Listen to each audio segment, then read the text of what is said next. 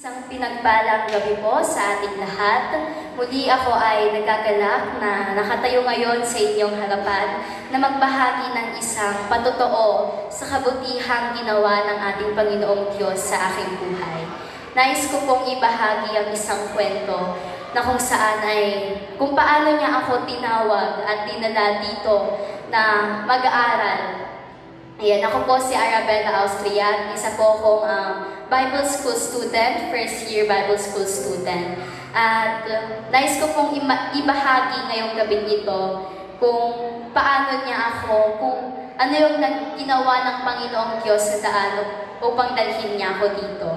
Ayan. I've come to the point in my life na everything becomes so confusing. I grew up having a dream. Dati, ever since I was a kid, gusto ko maging doktor at dala-dala ko yun hanggang sa paglaki ko.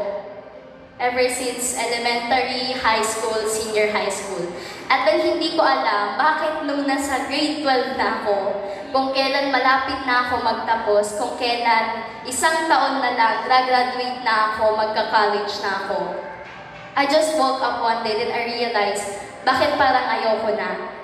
Bakit ayoko nang i-pursue yun? Bakit hindi ko na alam kung itutuloy ko ba yun? Bakit parang naku-confuse ako na nagda-doubt ako sa sarili ko, na pakiramdam ko, wala na, hindi na yun yung gusto ko.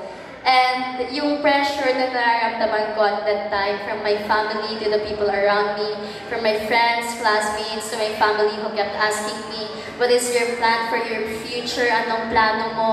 To my friends na naghahanap na sila ng universities, nag-a-apply ng scholarships, while I am here, stuck, don't know where to go. Di ko alam kung saan ako pupunta. And then, tumakbo ako sa Diyos. Pinuntahan ko ang ating Panginoon. I prayed to Him, sabi ko, Lord, ano ba yung gusto mo para sa akin? Ano ba yung plano mo para sa akin? I know na hindi ko to nararamdaman ngayon kung wala kang plano sa akin. I prayed for Him months. Ilang buwan ko ding iniyak sa Kanya, and then here comes the moment na tinawag niya ako during our youth camp last year, December, doon sa isa naming church sa Tarlac. While I was praying to God, asking Him na i-reveal niya sa akin yung plano niya, sinabi niya sa akin na nagsalita si Ate Shane, kasi siya yung nag-lead noon, si Pastora Chanel Balaga. Siya yung nag-lead ng prayer. Sabi niya, nararamdaman ko, isa sa inyo malakas ang pagkatawag ng Panginoon.